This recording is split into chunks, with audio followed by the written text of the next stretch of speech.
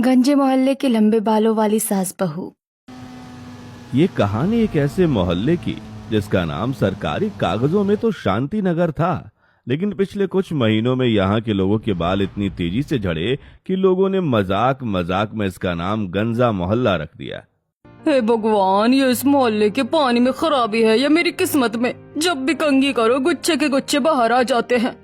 अरे भाग्यवान सुबह सुबह बालकनी में खड़े होकर क्यों चीख रही हो? और वैसे भी अब कंघी करने का क्या फायदा? तुम्हारे आधे बाल तो नीचे फर्श पर गिरकर सोफे की शोभा बढ़ा रहे हैं। आपको तो बस हर वक्त मजाक ही सूझता है। मेरी परेशानी से आपको कोई मतलब नहीं है। जरा देखिए तो सही, कंधे में कितने सारे बाल फंसे हैं। मुझे तो डर है कि अगले 1 महीने में मैं पूरी गंजी ना हो जाऊं। अरे तुम तो बेकार ही रो रही हो। तुम्हारे सिर पर तो अभी भी थोड़े बाल बचे हैं। जरा मेरी तरफ देखो, सिर की बीच की चांद तो पूरी चिकनी हो चुकी है। हाँ वो तो है, आपका सिर तो अब दूर से ही लाइट रिफ्लेक्ट करता है, पर मुझे अपनी चिंता है। मिसेस शर्मा गुस्से में कमरे के अंदर चली जाती हैं। वहीं नीचे सड़क पर मोहल्ले की 2 और औरतें मिसेज वर्मा और उनकी सहेली हाथ में पूजा की थाली लिए मंदिर की तरफ जा रही होती हैं। पता है बहन, टीवी पर वो बड़ा सा एड देखकर मैंने 500 रुपए का इतना महंगा हर्बल तेल मंगवाया था। दावा कर रहे थे कि 1 हफ्ते में नए बाल उगाएंगे। फिर क्या हुआ बहन जी, कुछ फायदा मिला क्या? खाक फायदा मिला। सब टीवी वाले नाटक दिखाते हैं, उस महंगे तेल को लगाने से कोई आराम नहीं मिला, बल्कि बाल और ज्यादा टूटने लगे। अब तो सिर पर पल्लू रखने में भी डर लगता है कि कहीं बचे कुछ बाल भी ना साफ हो जाए। बिल्कुल सही कह रही हैं आप। मैंने भी अपनी बहू और बच्चों के कहने पर ऑनलाइन एक बड़ा ही नामी शैम्पू मंगवाया था। उसे लगाकर तो ऐसा लगा जैसे सिर पर केमिकल की बाढ़ आ गई हो। दोनों औरतें बड़बड़ाती हुई मंदिर की तरफ बढ़ जाती हैं। ठीक उसी के पास राजू की चाय की दुकान है, जहां मोहल्ले के कुछ आदमी सुबह सुबह अखबार पढ़ने और चाय पीने इकट्ठा हुए थे, जो इन औरतों की बातें सुन रहे होते हैं। देख रहे हो भाई साहब, इस मोहल्ले में कोई और टॉपिक ही नहीं बचा।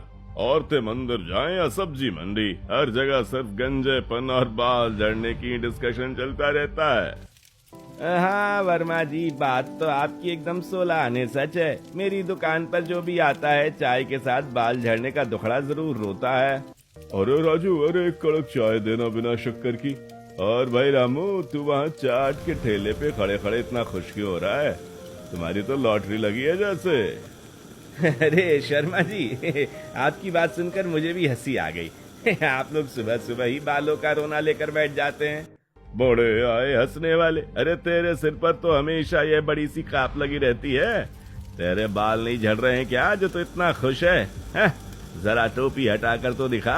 अरे वर्मा जी, मेरी पोल क्यों खोल रहे हो? लो देख लो मेरा सर का हाल भी। रामू मुस्कुराते हुए अपने सिर से कैप हटाता है। उसके सिर के बीच का हिस्सा पूरी तरह साफ है, सिर्फ साइड में थोड़े बाल बचे थे। ये देखकर चाय की दुकान पर बैठे सभी लोग जोर से हंसने लगते हैं। देखा आपने, जो हाल आपके बालों का है वही हाल मेरे बालों का भी है। इस कैप के पीछे यही राज छुपा है, पर अब कर भी क्या सकते हैं? हाँ रोने से तो बाल वापस आएंगे नहीं। बात तो तेरी सही है भाई, इस मोहल्ले का यही नसीब बन चुका है, लेकिन भगवान जाने इसका क्या इलाज है। तभी अचानक मोहल्ले के एक मोड़ पर एक बहुत बड़ी चमचमाती हुई लग्जरी गाड़ी आकर रुकती है। गाड़ी के पीछे एक बड़ा सा सामान ढोने वाला ट्रक भी था। गाड़ी देखकर चाय की दुकान पर बैठे लोग, बालकनी में खड़ी औरतें और रास्ते से गुजर रहे दूध वाले सोहन और सब्जी वाले कालू अब सब अपनी जगह पर ठहर जाते हैं। अरे भाई कालू, अरे देखना जरा, इतनी बड़ी गाड़ी में अपना मोहल्ला में ये खाली पड़े बंगले के सामने काहे आके रुक रही है? लगता है कोई अमीर पार्टी इस मकान को खरीद कर रहने आई है। रुक देखते हैं कौन उतरता है गाड़ी से। तभी गाड़ी का दरवाजा खुलता है। सबसे पहले गाड़ी से मोहन प्रसाद और उनके दोनों बेटे मुकुल और रोहन उतरते हैं, लेकिन जैसे ही गाड़ी के पिछले दरवाजे से मधुबाला, निशा और पारुल बाहर निकलती हैं तो पूरे मोहल्ले के लोगों की आंखें फटी की फटी रह जाती हैं। दोनों ने सुंदर सिल्क की साड़ी पहनी हुई थी, आंखों पर चश्मा, लेकिन सबसे हैरान करने वाली चीज थे उनके बाल। पारुल बेटा देखो, यही हमारा नया घर है। जगह तो काफी शांत और अच्छी लग रही है। हाँ मम्मी जी, घर बहुत सुंदर है, हवा भी अच्छी चल रही है, लेकिन पता नहीं क्यों यहाँ के लोग हमें थोड़ा अजीब तरीके से देख रहे हैं। अचानक हवा के एक झोंके से पारुल के खुले घने रेशमी बाल हवा में लहराने लगते हैं, जो उसकी कमर के भी काफी नीचे तक जा रहे थे। वहीं सास मधुबाला ने एक लंबी मोटी चोटी गूंथ रखी थी जो उनके घुटने को छू रही थी। ये देखकर पूरे मोहल्ले में सन्नाटा खिंच जाता है। बालकनी से झांक रही मिसेज शर्मा और मिसेज वर्मा तो जैसे सदमे में आ जाती हैं। ओह माय गॉड, वर्मा बहन जरा नीचे देखो, वो जो नई औरत आई है उनके सिर पर बाल है या कोई काला रेशम का जाल है? अरे नहीं बहन, मुझे तो ये पूरी तरह नकली लग रहे हैं। आज के जमाने में इतने लंबे और घने बाल असली में हो ही नहीं सकते। पक्का विग लगा रखी है दोनों ने। हाँ हाँ बिल्कुल सही कहा, विग ही होगी। कल को पास जाकर जरा खींच कर देखना पड़ेगा कि असली है या नकली। नीचे सड़क पर दूध वाला सोहन और सब्जी वाला कालू भी अपनी टोकरी और केतली पकड़े वहीं जमे हुए थे। अरे सच कहूं तो इन दोनों सास बहू के सिर पर जितने बाल है ना, उतना तो हमारा पूरा गंजा मोहल्ला में सब लोगों के सिर पर बाल मिलाकर नहीं होगा भाई। बात तो तूने 1 लाख की कही है सोहन, पर भाई ये हमारा मोहल्ला है, यहाँ बड़े बड़ों के बाल उड़ जाते हैं। देखना 2 महीने यहाँ रहेंगी ना तो इनका भी हमारी तरह ही हाल हो जाएगा। भाई साहब, ये परिवार तो बड़ा हाई फाई लगता है, पर इनके बाल देखकर तो सच में पूरे मोहल्ले की औरतें डिप्रेशन में आ जाएंगी। दोनों सास बहू के लंबे बाल देखकर पूरे मोहल्ले के लोग तरह तरह की गॉसिप कर रहे थे, लेकिन मधुबाला, पारुल और उनका परिवार इन सब बातों से बेखबर अपने नए घर के अंदर गृह प्रवेश के लिए अंदर जा चुके होते हैं। तभी पारुल मुस्कुराकर एक बार पीछे देखती है और उसके लहराते बाल एक बार फिर पड़ोसियों के दिलों पर छुरियां चला देते हैं। इस तरह लंबे बालों वाली सास बहू के कदम इस गंजे मोहल्ले में पहले दिन ही सनसनी मचा चुकी थी। ऐसे ही अगले दिन शांति नगर में सुबह की धूप खिली ही थी कि सब्जी वाला अपनी हाथ गाड़ी लेकर नए बंगले के सामने आकर रुकता है। मोहल्ले की औरतें अपनी अपनी बालकनियों से इस ताक में खड़ी थीं कि आज इस घर से कौन बाहर निकलता है।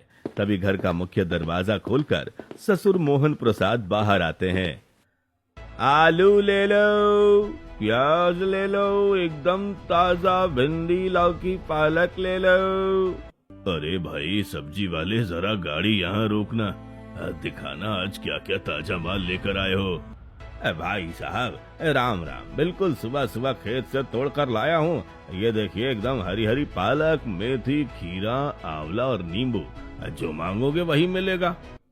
मोहन प्रसाद झुककर सब्जियां देखने लगता है। तभी बंगले के अंदर से सास मधुबाला और बहू पारुल भी बाहर आ जाती हैं। दोनों के बाल आज भी सलीके से बंधे थे। वर्मा बहन जरा जल्दी अपनी बालकनी में आओ, देखो वो नई सास बहू फिर बाहर आई है। आज तो इनके बाल और भी ज्यादा चमक रहे हैं। हाँ बहन, मैं तो कब से देख रही हूँ। इनकी बाल देखकर तो सुबह की चाय भी कड़वी लग रही है। ऐसा लग रहा है जैसे हमारे जले पर नमक छिड़कने के लिए भगवान ने इन्हें यहाँ भेजा है। हाँ तो अंकल क्या क्या तौल दूं? आधा किलो आलू और 1 किलो प्याज कर दूं? नहीं भैया, आलू प्याज बाद में। पहले आप ये पूरी 5 गड्डी पालक, 3 किलो खीरा, 2 किलो आंवला, ढेर सारा करी पत्ता और नींबू तौल दीजिए। और हाँ बेटा, वो जो टोकरी में ताजी मेथी और चुकंदर रखे हैं वो भी सब के सब तौल लो, कुछ छोड़ना मत। सब्जी वाला इतनी सारी हरी पत्तेदार सब्जियां सुनकर हैरान हो चुका था। उसने अपनी जिंदगी में किसी एक परिवार को एक साथ इतनी हरी सब्जियां खरीदते नहीं देखा था। तभी वहां से मिस्टर वर्मा गुजरते हुए रुक जाते हैं। अरे भाई साहब राम राम, सुबह सुबह इतनी सारी सब्जियां और पत्ता, घर में कोई गाय भैंस पाल रखी है क्या जिसके लिए ये चारा ले जा रहे हैं?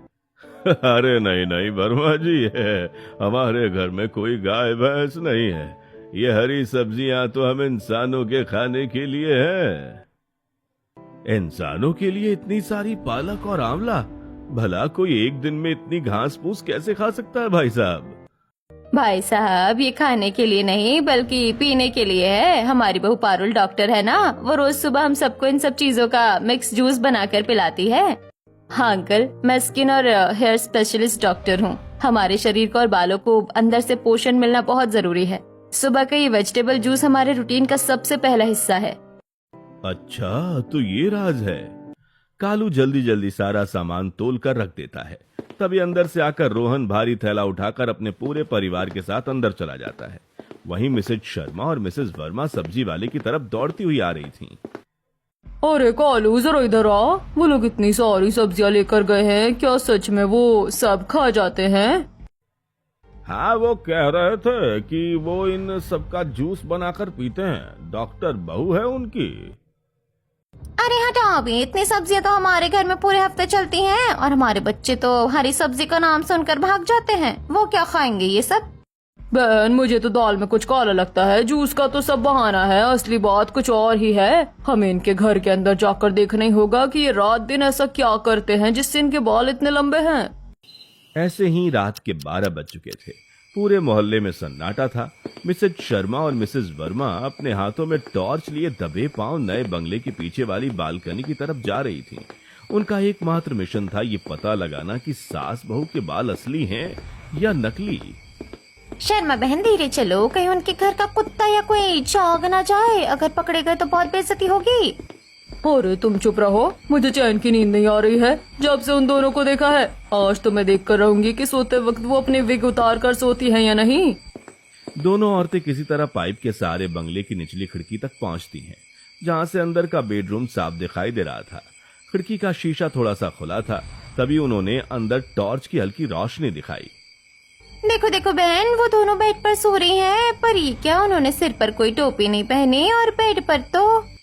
खिड़की से साफ दिख रहा था कि मधुबाला और पारुल दोनों गहरी नींद में थी। उन्होंने अपने बालों में ढेर सारा तेल लगाकर बालों की सुरक्षा के लिए बहुत बड़ा भारी जूड़ा बनाकर उसे नेट से बांध रखा था। बालों का वो भारी वॉल्यूम देखकर दोनों पड़ोसनों के होश उड़ गए। हे भगवान, इतना बड़ा जूड़ा! अगर ये नकली विग होती तो कोई भी औरत रात को इसे उतार कर ड्रेसिंग टेबल पर रख देती। कोई विग पहनकर इतनी भारी चोटी के साथ कैसे सो सकता है? इसका मतलब इनके बाल 100% असली हैं। पर ये कैसे हो सकता है? हमारे बाल छूते ही टूट जाते हैं और इनके इतने भारी।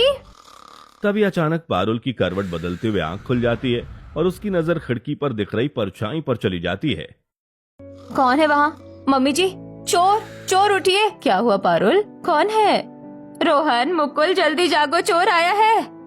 बाप रे, वो जाग गई। भागो वर्मा बहन, भागो वरना पुलिस बुला लेंगी।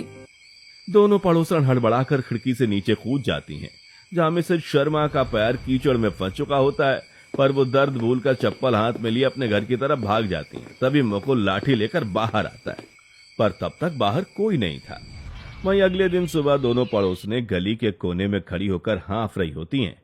रात तो बाल बाल बचे बहन, अगर वो मुकुल हमें देख लेता तो अनर्थ हो जाता। पर एक बात तो साफ हो गई ना, उनके बाल असली है। और यही बात मुझे सबसे ज्यादा चुभ रही है। अगर उनके बाल असली है तो मैं चुप नहीं बैठूंगी। मैं उनके बालों को काट कर छोटा करके रहूंगी ताकि हमारे मोहल्ले में वो अपनी शान न दिखा पाए। हाँ बहन, सही कहा। न रहेगा बास न बजेगी बांसुरी। जब बाल ही नहीं रहेंगे तो शो ऑफ किस बात का करेंगी? दोपहर के वक्त एक ऑनलाइन डिलीवरी बॉय बाइक पर 2 बड़े बड़े कट्टे लेकर बंगले के बाहर रुकता है। मोहल्ले के लोग राशन की लोकल दुकान से मिलावटी दालें और केमिकल वाले सामान खरीदते थे, लेकिन इस घर में सारा सामान ऑनलाइन आ रहा था। तभी मिसेज शर्मा और मिसेज वर्मा चीनी मांगने के बहाने सीधे घर में घुस जाती हैं। अरे मधुबाला जी, घर में है क्या? वो थोड़ी सी चीनी चाहिए थी, मेहमान आ गए हैं अचानक। अरे शर्मा बहन, आइए, चीनी क्या, आप बैठिए, मैं अभी मंगवाती हूँ। पारुल बेटा, जरा चीनी लाना।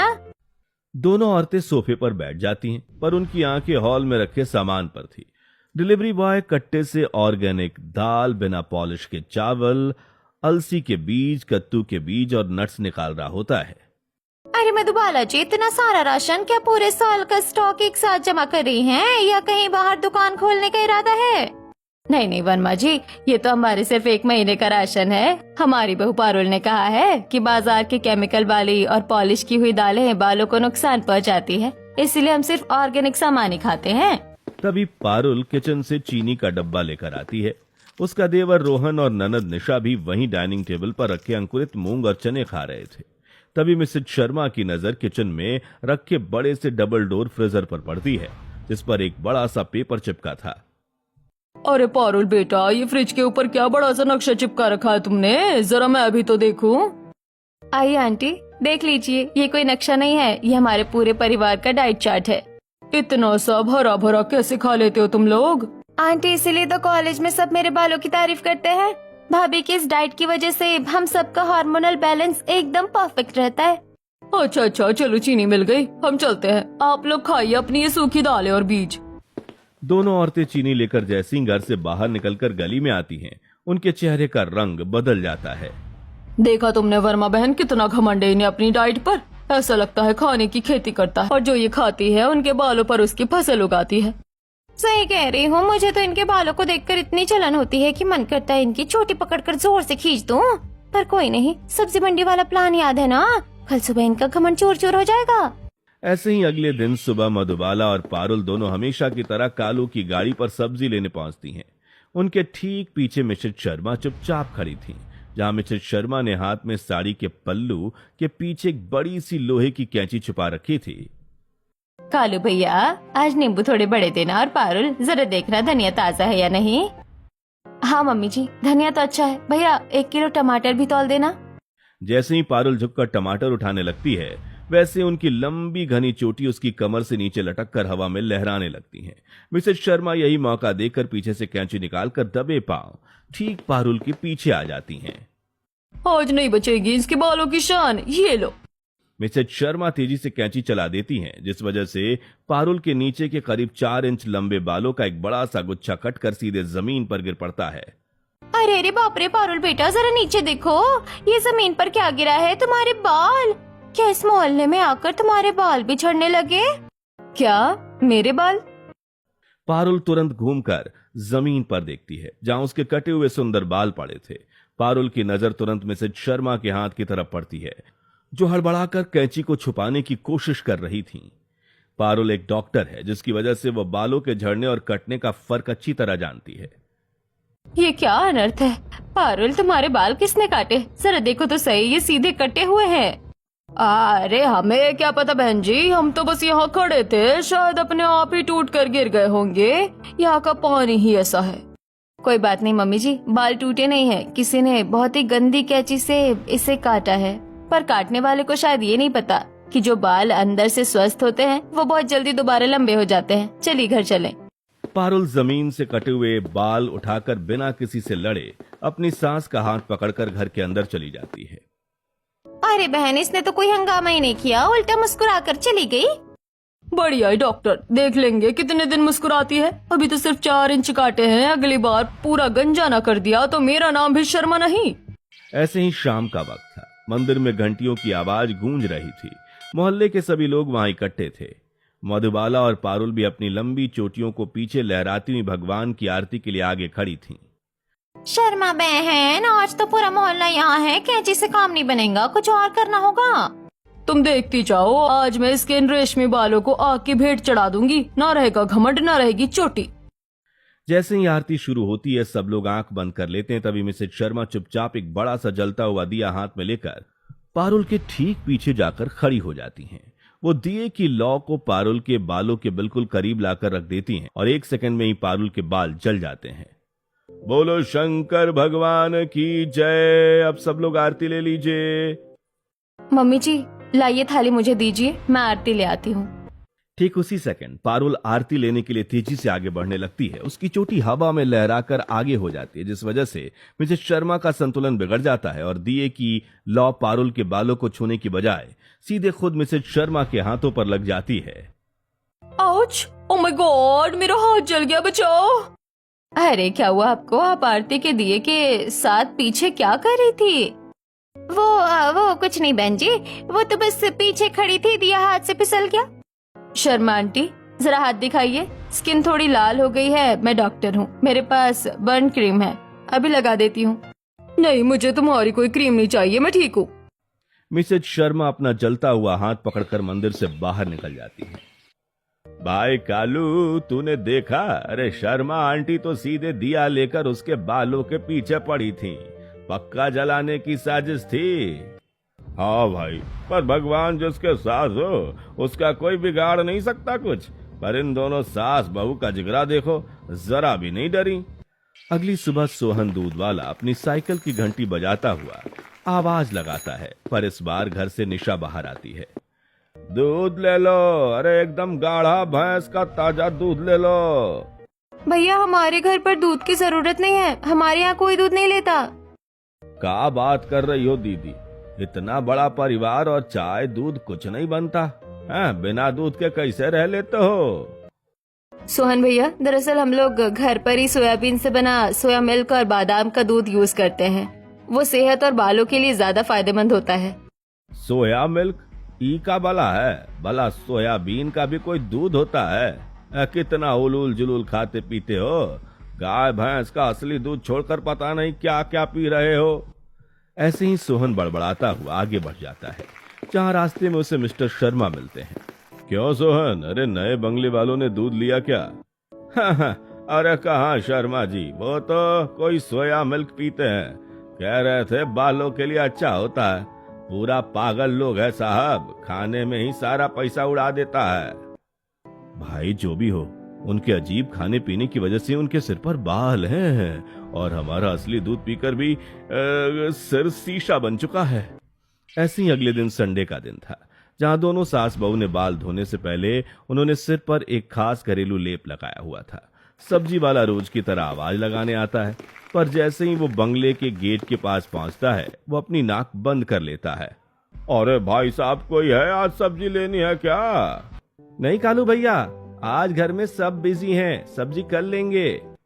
तभी कालू खिड़की के अंदर झांकता है, जहां अंदर मधुबाला और पारुल अपने सर पर एक काले हरे रंग का गाढ़ा कीचड़ जैसा लेप लगाकर बैठी हुई थी, जिससे बेहद तेज और अजीब सी गंध आ रही थी। कालू तुरंत भागकर चाय की दुकान पर पहुंच जाता है।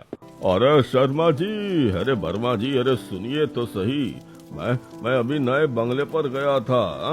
अंदर से इतनी तेज नाले जैसी बदबू आ रही थी, क्या बताऊं। और वो दोनों सास बहू सिर पर काला काला कीचड़ जैसा लेप लगाकर बैठी थी। क्या कीचड़ का लेप, नाले जैसी बदबू, वो दोनों पक्का कोई जादू टोना करती है, तभी तो पूरे मोहल्ले के बाल उड़ गए और उनके इतने लंबे हैं। हाँ बहन, चलो अभी सामान मांगने के बहाने अंदर चलते हैं और रंगे हाथों पकड़ते हैं जादू टोना करते हुए। दोनों पड़ोसन तुरंत बंगले के अंदर जाने लगती हैं, जहां पारुल और मधुबाला सर पर लेप लगाए हुए लॉबी में बैठी चाय पी रही थीं। अरे बाप रे मधुबाला जी, ये कैसी नाले जैसी बदबू आ रही है आपके घर से? और इस सिर पर क्या कीचड़ थोप रखा है आप दोनों ने? क्या कोई जादू टोना चल रहा है यहाँ? क्या कहा? जादू टोना? शर्मा बहन, जरा तमीज से बात कीजिए। ये हमारा होममेड हेयर मास्क है। इसमें हमने पिसी हुई मेथी, कलौंजी, शिकाकाई, नीम की पत्तियां और खट्टा दही मिलाया है। नीम और कलौंजी की वजह से इसमें थोड़ी तेज महक आ रही है, जिसे अब बदबू कह रही है। पर बाजार में इतने अच्छे अच्छे खुशबूदार तेल और शैम्पू मिलते हैं, आप लोग इतनी अमीर होकर भी ये सब गंदी चीजें सिर पर लगाती हैं, इतनी भी क्या कंजूसी। आंटी, बाजार के खुशबूदार शैम्पू और तेलों में सिर्फ केमिकल्स और आर्टिफिशियल परफ्यूम होते हैं। ये हमारा घरेलू लेप बालों को पॉल्यूशन से बचाता है और जड़ों को मजबूत करता है। पारुल की बात सुनकर दोनों पड़ोसन बड़बड़ाते हुए गली में चलने लगती हैं। अरे छोड़ो बहन, वो तो अपनी बात को सही बताएगी ही, पर मुझे तो अभी भी लगता है कि वो कोई टोना टोटका ही करती है। भला मेथी लगाने से किसी के बाल घुटनों तक लंबे होते हैं क्या? मोहल्ले के पंसारी बनवारी की दुकान पर इन दिनों बड़ी भीड़ थी, क्योंकि मोहल्ले की औरतें बाल झड़ने से परेशान होकर नए नए केमिकल वाले शैम्पू खरीद रही थी।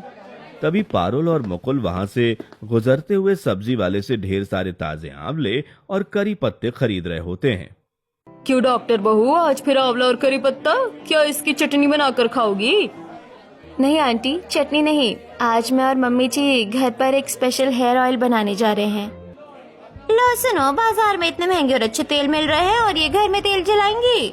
बंगले के किचन में पारुल और मधुबाला ने लोहे की कढ़ाई चढ़ाकर उसमें शुद्ध नारियल तेल और सरसों के तेल को मिक्स किया।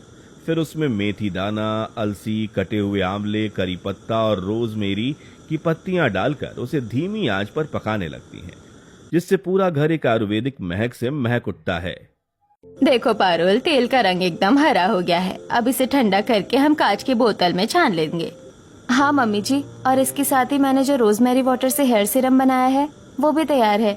इसे लगाने से पॉल्यूशन का असर बालों पर बिल्कुल नहीं होगा। अगले दिन सुबह घर के जेंट्स यानी मुकुल, रोहन और ससुर भी सिर पर वही तेल और हेयर मास्क लगाकर बालकनी में बैठे चाय पी रहे थे। तभी रास्ते से मिस्टर शर्मा और मिस्टर वर्मा गुजरते हुए ये सब देख लेते हैं। अरे देखो तो सही भाई साहब, इनके घर के आदमी तो औरतों की तरह सिर पर लेप और मास्क लगाए बैठे हैं। इन अमीरों के भी क्या अजीब चौचले हैं। चौचले नहीं वर्मा जी, जरा उनके सिर के बाल तो देखो। मुकुल और रोहन के बाल कितने घने हैं और हमारे सर पर तो चिड़िया भी घोंसला ना बनाए। इस बार दोनों पड़ोसने सीधे मधुबाला के घर गॉसिप करने के बहाने आकर सोफे पर बैठ जाती हैं, जहां दोनों सास बहू की लंबी मोटी चोटी सोफे से नीचे लटककर फर्श पर कालीन को छू रही थी। तभी मिसेज शर्मा के दिमाग में एक नया खुरापाती आइडिया आता है। वर्मा बहन, आज मैं इनकी चोटी के ऊपर ही बैठ जाऊंगी। जैसे ये खड़ी होगी उसके बाल जड़ से उखड़ जाएंगे। देखते हैं कितने मजबूत है इसके बाल। अरे बहन ऐसा मत करो, बहुत दर्द होगा उसे। तुम चुप रहो। मिसेज शर्मा धीरे धीरे आगे आकर मधुबाला की लंबी चोटी के निचले हिस्से के ऊपर पूरा वजन डालकर सोफे पर बैठ जाती हैं, जहां मधुबाला को इस बात का अंदाजा नहीं था। तभी अंदर से पारुल जूस के ग्लास लेकर आती है। लीजिए आंटी, जूस पीजिए। मम्मी जी जरा उठना, वो अलमारी की चाबी देना। हाँ अभी देती हूँ।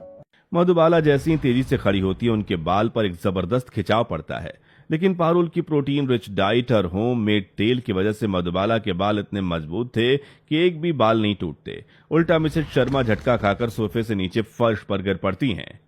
आउच, मेरी कमर है, बाप रे बाप। अरे शर्मा बहन, ये क्या, आप फर्श पर कैसे गिर गई? और आप मेरी चोटी के ऊपर बैठी थी क्या? अरे नहीं बहन जी, सॉरी, गलती से मुझे दिखा नहीं। वो क्या है ना, हमारे बाल तो छोटे छोटे हैं, तो हमें इस तरह नीचे देखकर बैठने की आदत नहीं है। मुझे चक्कर आ गया था शायद। कोई बात नहीं आंटी, पर हमारे बाल अंदर से बहुत स्ट्रॉन्ग है, ये इतनी आसानी से नहीं टूटते। लीजिए थोड़ा जूस पी लीजिए, चक्कर ठीक हो जाएगा। एक बार फिर उनका यह प्लान भी बुरी तरह फेल हो जाता है। ऐसे ही कुछ दिन बीतते हैं और एक सुबह पारुल अपने बगीचे में लगे पौधे को पानी दे रही थी। तभी वो एक बहुत ही अजीब चीज नोटिस करती है। पौधों की हरी हरी पत्तियां अजीब तरीके से काली पड़ चुकी होती हैं और उन पर एक अजीब सी केमिकल की परत जमी थी। ये क्या है? कल तक तो ये पत्तियां बिल्कुल हरी थी, आज इन पर ये काली परत कैसी? ये तो भारी पॉल्यूशन के लेयर है। क्या हुआ पारुल बेटा, इतनी परेशान क्यों हो? मम्मी जी जरा इन पौधों को देखिए, इस मोहल्ले की हवा में बहुत ही खतरनाक केमिकल घुला हुआ है। अब मुझे समझ आया कि इस पूरे मोहल्ले के लोगों के बाल इतनी तेजी से क्यों झड़ रहे हैं। ये पानी की नहीं बल्कि हवा की खराबी है। पारुल तुरंत मुकुल और रोहन को साथ लेकर मोहल्ले के ठीक पीछे वाले इलाके की तरफ चली जाती है। वहां जाकर वो देखते हैं कि एक बहुत बड़ी कपड़े डाई करने वाली फैक्ट्री चल रही थी। उस फैक्ट्री के चिमनी से बिना किसी फिल्टर के एक काला जहरीला धुआं लगातार निकल रहा था और वही धुआं पूरे शांति नगर की हवा को जहरीला बना रहा था। ओह माय गॉड, इस फैक्ट्री में कोई भी पॉल्यूशन की शील्ड या चिमनी फिल्टर यूज नहीं हो रहा है। ये सीधे लोगों की स्किन और बालों को बर्बाद कर रहा है। हमें इसके मालिक से बात करनी होगी। पारुल, मधुबाला, मुकुल और मोहल्ले के कुछ पुरुषों को साथ लेकर फैक्ट्री मालिक के केबिन में पहुंचती हैं, जहां मालिक आराम से कुर्सी पर बैठा सिगार पी रहा था। हाँ भाई, क्या बात है? तुम सब लोग यहाँ झुंड बनाकर क्यों आए हो? मेरा काम डिस्टर्ब मत करो। मिस्टर मालिक, आपकी इस फैक्ट्री से निकलने वाला जहरीला केमिकल और धुआं पूरे शांति नगर की हवा को बर्बाद कर रहा है। यहाँ के बच्चों से लेकर बुजुर्गों तक के बाल झड़ चुके हैं और स्किन इन्फेक्शन हो रहा है। आपको तुरंत अपनी चिमनी में पॉल्यूशन फ्री शील्ड लगानी होगी। अरे ओ मैडम, डॉक्टर होगी तुम अपने घर की, मुझे बड़ी बड़ी बातें मत सिखाओ। ये फैक्ट्री पिछले 10 सालों से ऐसी चल रही है, आज तक किसी को कोई दिक्कत नहीं हुई और तुम आज आई हो मुझे कानून सिखा रही हो। मैं ऐसा कुछ नहीं करने वाला, जो करना है कर लो। अरे कैसे नहीं करोगे भाई साहब? हमारे सर की चांद तुम्हारी वजह से चिकनी हुई है। देखिए, अगर आपने कल सुबह तक अपनी फैक्ट्री में चिमनी फिल्टर और पॉल्यूशन शील्ड इंस्टॉल नहीं की तो मैं सीधे पॉल्यूशन कंट्रोल बोर्ड और मेडिकल काउंसिल से आपकी लिखित कंप्लेन कर दूंगी। कल ही ऊपर से सरकारी टीम आएगी और आपकी इस अवैध फैक्ट्री पर हमेशा के लिए ताला लग जाएगा। क्या क्या? सरकारी टीम ताला? अरे मैडम गुस्सा मत होइए, आप तो सीरियस हो गई। मैं बिल्कुल सीरियस हूँ, फैसला आपके हाथ में है। फैक्ट्री चलानी है तो नियमों का पालन करना होगा। ठीक है, मैं आज ही चिमनी में फिल्टर और शील्ड लगवा देता हूँ, प्लीज कंप्लेंट मत करना। जिसके बाद फैक्ट्री मालिक ने भी अपनी चिमनी पर फिल्टर लगा दिया था, जिससे धुआं साफ हो चुका था और तभी पूरे मोहल्ले के लोग वहां इकट्ठा हो जाते हैं। मोहल्ले वालों, आज हमारी बहू पारुल की वजह से उस फैक्ट्री का जहरीला धुआं बंद हो गया है, लेकिन जो नुकसान आपके बालों को हो चुका है। पर डॉक्टर साहिबा, हमारे बाल तो जा चुके हैं, तो क्या ये कभी वापस आ सकते हैं? हमें बहुत शर्मिंदगी होती है बाहर जाने में। बिल्कुल आ सकते हैं शर्मा अंकल, आपके बाल पूरी तरह मरे नहीं हैं, पर पॉल्यूशन और केमिकल शैम्पू की वजह से सो गए हैं। आज से आप सब बाजार के केमिकल वाले शैम्पू और तेल बिल्कुल बंद कर दीजिए। पारुल और मधुबाला मिलकर मंच पर बड़ी बड़ी बोतलें रखती हैं, जिनमें उन्होंने घर पर बनाया हुआ हर्बल शैम्पू और मैजिकल हेयर ऑयल भरा था। ये शैम्पू हमने ब्रीठा, शिकाकाई और आंवले से बनाया है, और ये तेल मेथी, अलसी और रोजमेरी का है। मैं आप सबको एक एक बोतल मुफ्त में दे रही हूँ। इसके साथ ही आप सबको ये डाइट चार्ट भी फॉलो करना होगा। शरीर के अंदर प्रोटीन जाना बहुत जरूरी है। पर वर्मा बहन, हमने तो इनके बाल काटने और जलाने की कोशिश की थी, फिर भी ये हमारे लिए इतनी मेहनत कर रही है। मुझे अपने किए पर बहुत शर्म आ रही है। हाँ बहन, मुझे भी। ये लोग घमंडी नहीं है, ये तो सच में बहुत अच्छे लोग हैं। ऐसे ही समय बीतता है। देखते ही देखते 6 महीने बीत चुके थे। आज का दिन शांति नगर के लिए बहुत बड़ा था। राजू की चाय की दुकान पर वही भीड़ थी, पर आज नजारा बिल्कुल बदला हुआ था। अरे राजू, कड़क चाय देना जरा। और भाई रामू, आज तूने अपने सिर पर कैप क्यों नहीं पहनी? अरे शर्मा जी, देखिए मेरे सिर पर काले घने बाल वापस आ गए। ये सब डॉक्टर बहू और उस मेथी वाले तेल का कमाल है। और शर्मा जी, जरा अपनी तरफ भी देखिए। आपकी वह चिकनी चांद पर भी छोटे छोटे काले बाल लहराने लगे हैं। तभी सामने से मिसेज शर्मा और मिसेज वर्मा आ रही थी। दोनों के सिर से पल्लू हटा हुआ था और उनके बाल कंधे से नीचे तक घने और चमकदार हो चुके थे। तभी बंगले से मधुबाला और पारुल भी बाहर निकलती हैं। मधुबाला जी, पारुल बेटा, हमें माफ कर देना। हमने जलन के मारे तुम्हारे बाल काटने की कोशिश की थी, मंदिर में दिए से जलाने की कोशिश की थी, पर तुम दोनों ने हमारी आंखें खोल दी। हाँ पारुल बेटा, हमें माफ कर दो। आज तुम्हारी वजह से हमारे सिर पर बाल भी है और हमारे घरों की बीमारियां भी दूर हो गई है। अरे आंटी, पुरानी बातें भूल जाइए। आप सब हमारे पड़ोसी है, हमारा परिवार है। तो भाई शर्मा जी, अब तो इस मोहल्ले का नाम बदल दें।